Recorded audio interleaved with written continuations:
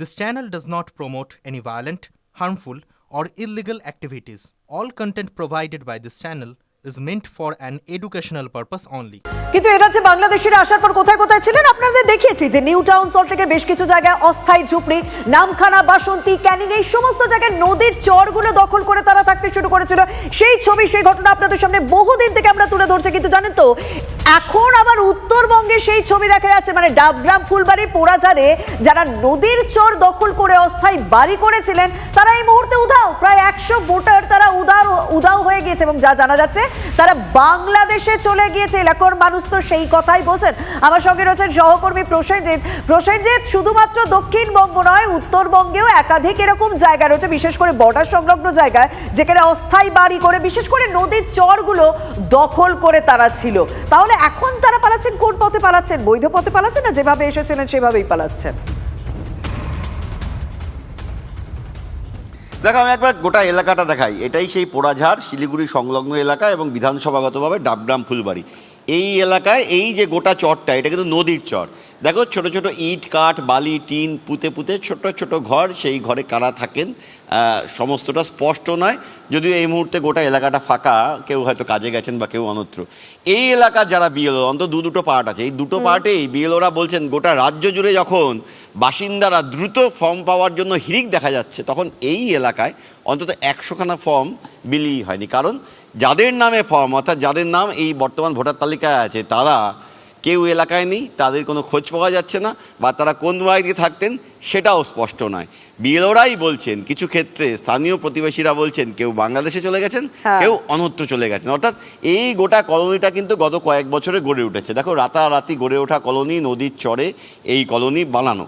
এবং এই এলাকায় যখন এসআইআর শুরু হয়েছে, ঠিক তখনই বিএলওরা বলছেন অন্তত 100খানা ফর্ম এখনো বিলি করা যায়নি।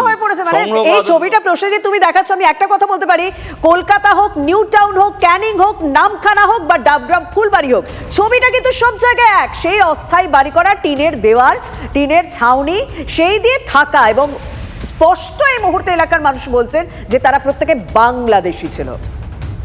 আর এর অনুপ্রবেশ ইস্যু, অর্থাৎ এসআইআর যখন চলছে, অনুপ্রবেশকারীদের যাতে ডিটেক্ট করা যায়, তাদেরকে তারপর ডিপোর্ট করা, অর্থাৎ দেশ থেকে বের করে দেওয়া, তারা যে দেশের নাগরিক সেখানে পুশব্যাক করা, এই প্রচেষ্টা যখন চলছে, সেখানে বিজেপি তেড়ে ফুঁড়ে নামছে। অর্থাৎ রাজনৈতিক স্তরেও কিন্তু একের পর এক কৌশল তারা নিচ্ছে। ডেপুটি নির্বাচন কমিশনার জ্ঞানেশ ভারতীর সঙ্গে কথা বলেছেন শুভেন্দু অধিকারী এই অনুপ্রবেশ ইস্যু নিয়েই। নিউ টাউনে ইভিএম নিয়ে বিশেষ প্রশিক্ষণ শিবির, সেখানেই যোগ দিয়েছেন জ্ঞানেশ ভারতী। সেখানে ডিএমদের সঙ্গে বৈঠকের আগে ডেপুটি নির্বাচন কমিশনারের সঙ্গে কথা বলেন বিরোধী দলনেতা। তিনি বলেন এসআইআর যাতে